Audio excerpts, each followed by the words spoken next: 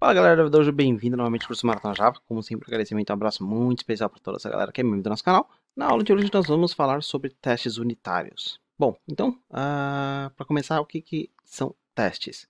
Até o momento nós estamos desenvolvendo vários tipos de códigos, né, desde o comecinho do nosso curso, e nós estamos criando classes de teste. Beleza, até aí tudo bem, a gente está criando uma funcionalidade, nós estamos testando a funcionalidade. O problema, né, é que imagina, por exemplo, quando eu gravei esse vídeo de introdução à classe, que foi mais de 6 meses atrás, da aula atual, eu não lembro mais o que está aqui. Então, eu não sei mais, por exemplo, né, o que o nosso carro, o que o nosso estudante, não sei mais como eles têm que se comportar. Isso é muito comum quando você está trabalhando no desenvolvimento de software, porque você vai ter que dar manutenção em códigos, você vai ter outras pessoas trabalhando no mesmo repositório, né? E você precisa manter o comportamento. E é para isso que nós temos os testes unitários. Então você tem vários tipos de testes. Tem teste unitário, teste de integração, eh, tem teste de componente, teste de comportamento, tem teste para tudo que é gosto, né? Mas o teste unitário é o mais básico, que basicamente ele testa uma unidade do seu código, geralmente um método, tá?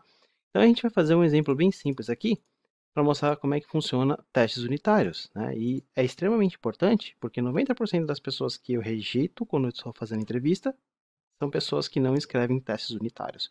Então isso daqui é algo que tem que estar no sangue, né? Na ponta do seu dedo quando você estiver desenvolvendo códigos. Vamos lá, ZZK, vamos chamar esse cara de JUnity e ponto domínio. Beleza. Agora que nós temos esse método, esse pacote domínio, nós vamos criar uma classe chamada person, de pessoa. Nós vamos criar apenas um atributo, private int age, que representa idade. Na vida real, você provavelmente pegaria uma data, mas aqui só para a gente exemplificar o nosso uso, nós vamos criar os gets e os setters com data do Lombok e basicamente é isso que nós precisamos. Aí, imagina que é o seguinte, agora a gente tem que desenvolver a lógica de negócio. Qual é a lógica de negócio? A lógica de negócio é você criar um método onde ele diz se a pessoa é adulta ou não, né? Vai retornar um booleano adulto ou não, baseado na idade. Se for maior ou igual a 18, adulto, se não, não adulto. Aí a gente vai criar um pacote chamado serviço, remove aqui o domínio, cria um pacote service, cria uma classe chamada person service e você vai criar um método aqui, public boolean is adult, né? É adulto, onde você pede uma pessoa do pacote ZZK, pessoa, person. Legal. Aí, o que você vai fazer? Você sabe que você vai ter que pegar person.getAge, tá? Mas aí existe a possibilidade de person ser nulo, objeto ser nulo. Então a gente vai colocar aqui objects.require non-num e vamos falar aqui, olha, pessoa, person, não pode ser nulo, e a mensagem é person can't be null. Beleza, então temos a nossa validação. E aí a gente vai fazer o seguinte, retorna person.getAge, então é adulto. Quando ele vai ser adulto? Quando a idade for maior ou igual a 18. Se a idade for igual a maior de 18, significa que ele é adulto, ele vai retornar um booleano true. Então como é que a gente está fazendo até agora? A gente está vindo aqui, a gente criava um pacote de teste, tá? E a gente criava uma classe chamada personServiceTest01 e nós criávamos o método main, criávamos aqui uma pessoa, a gente pode até usar o builder aqui, diretamente na pessoa.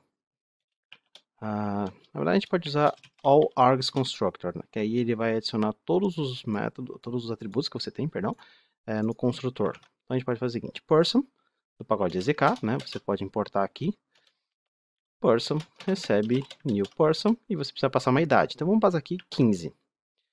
Legal, e aí, o que a gente estava fazendo? A gente estava criando um person service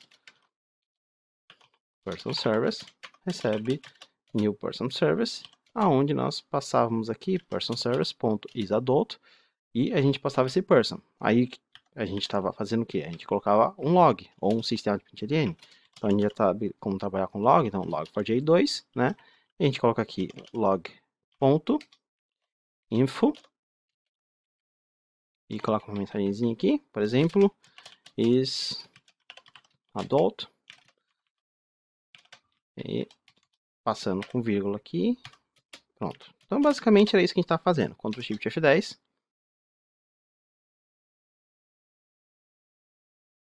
E você tem aqui que is adult false. Beleza, tudo bem, mas aí o que acontece depois, se depois você vem 6 meses depois de tocar nesse código e, por exemplo, alguém novo no projeto vai olhar aqui, person service, pô, mas a idade não é maior ou igual a 18, né? A nossa maioridade aqui no nosso país, por exemplo, nos Estados Unidos, é 21.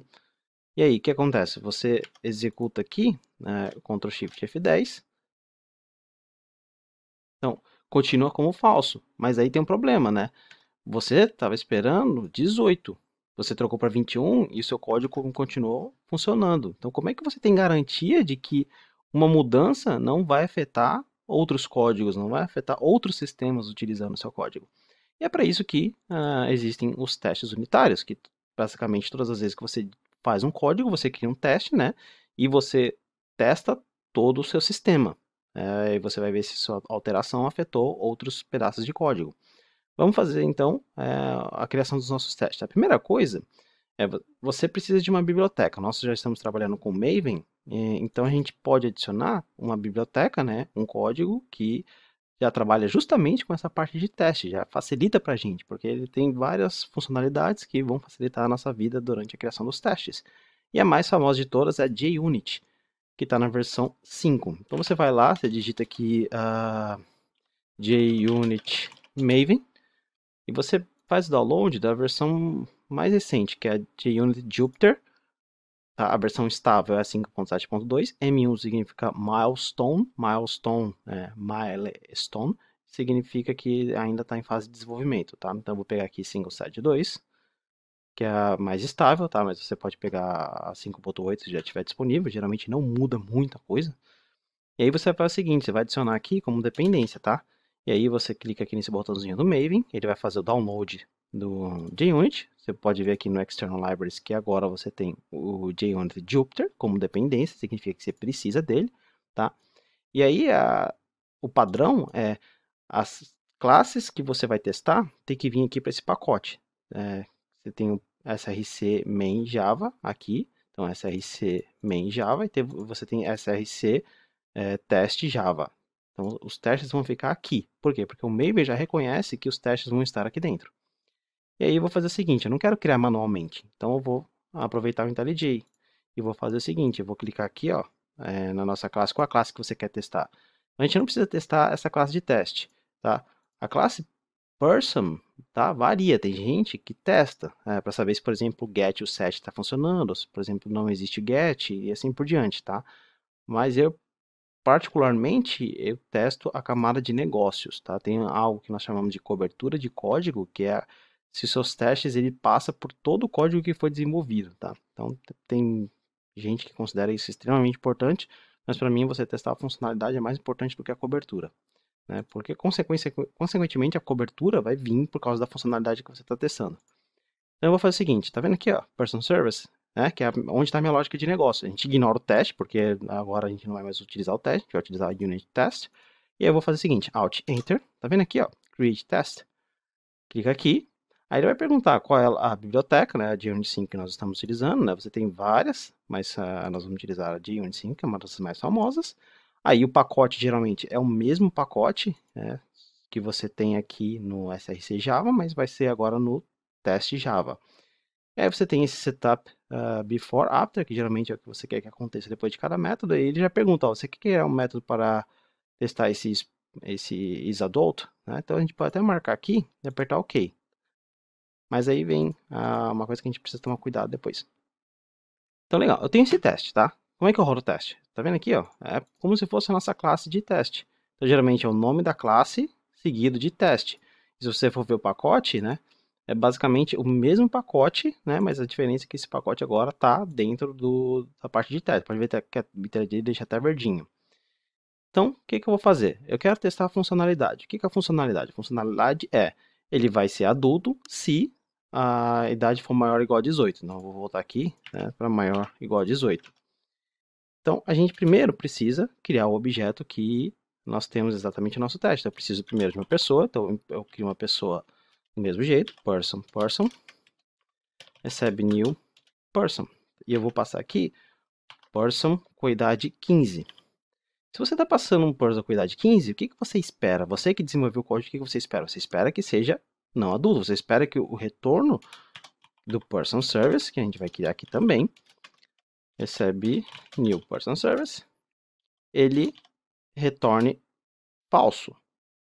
Então você tem que retornar falso. Então aí vem a parte que nós chamamos de assertivas. Assertivas é você está falando, tem que ser assim. Se não for assim, não tem jeito. Tem que ser assim. Então você está afirmando, você está sendo assertivo.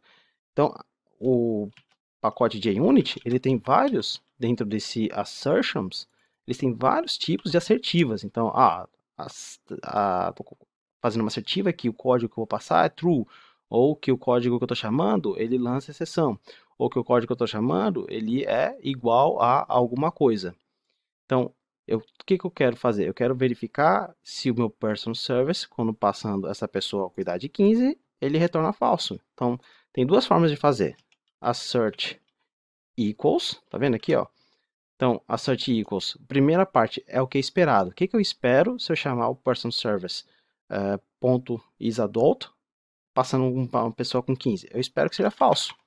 Então, eu espero que seja falso. E o que vai gerar esse falso? O que vai gerar esse falso é o person service ponto isAdult, passando essa pessoa, tá? Então, tem esse assert equals, ou você pode simplificar falando, olha, assert false. Ele importou estaticamente aqui, ó, tá? Tem gente que não gosta de fazer import estático. Se você não quiser importar estaticamente, né, você pode utilizar aqui assert false. E aí, você já está falando assert false, ele precisa ser falso, tá? Então, agora eu tô falando, se eu mandar uma pessoa com a idade de 15, tem que ser falso. Então, Ctrl Shift F10. E você pode ver aqui, ó, nosso teste passou. Significa que ele é adulto, mas você pode ver que o nosso teste não está dizendo nada. Então, vem aí algo que é extremamente importante, é o nome que você dá para o seu teste. Né? O Java é uma linguagem com bastante convenções, né? Mas quando se trata de testes, não tem uma convenção única, tem vários tipos de convenções. Para mim, se você tem 5 convenções, você não tem convenção de porra nenhuma. Então, eu particularmente gosto de fazer o seguinte, o nome do método, o que ele tem que fazer, né? Nesse caso, return false, e a condição, né? When age is lower than 18. Então, quando eu executar esse teste agora, Ctrl Shift F10, você está vendo aqui, ó, o nome do método. Então, você consegue ver basicamente tudo. Então, o método isAdult, return false, when age is lower than 18. Então, apesar de geralmente não ter a separação por underscore no Java, né, com testes você pode fazer. Então, essa é a minha preferência pessoal. Tá? Mas aí você pode dar uma pesquisada, porque tem vários tipos de nome que você pode utilizar para os seus testes, né? Mas se você não estiver feliz, né, você pode fazer o seguinte, você pode utilizar uma anotação do JUnit chamada display name. Que é display name, você pode colocar um texto mais bonitinho. Então, por exemplo,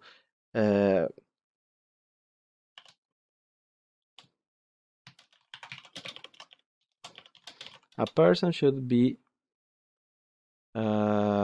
not adult when age is lower than 18. Então, quando você faz dessa forma e você executa de novo, Ctrl Shift F10, agora o display name é o que aparece aqui. Por quê? Porque às vezes quando você está executando no terminal, né, você não vai ter acesso ao código. Às vezes você está mandando isso para um servidor e o que você vai ter acesso é isso aqui. Né? Você vai ver, todas as vezes que você manda seu código para um servidor, você vai ter os testes sendo executados. Né? Às vezes outras pessoas estão mandando código também e tudo vai ser testado a todo momento que você mandar o seu código para um repositório, por exemplo, GitHub ou GitLab ou qualquer outro sistema de versionamento. Sempre vai ter o teste sendo executado. Né? São as boas práticas. Hoje em dia é muito difícil ver uma empresa que não faz isso. Bom, então essa aula ficou muito longa, vamos parar por aqui e vamos dar continuidade na próxima aula. Vejo vocês lá, até mais!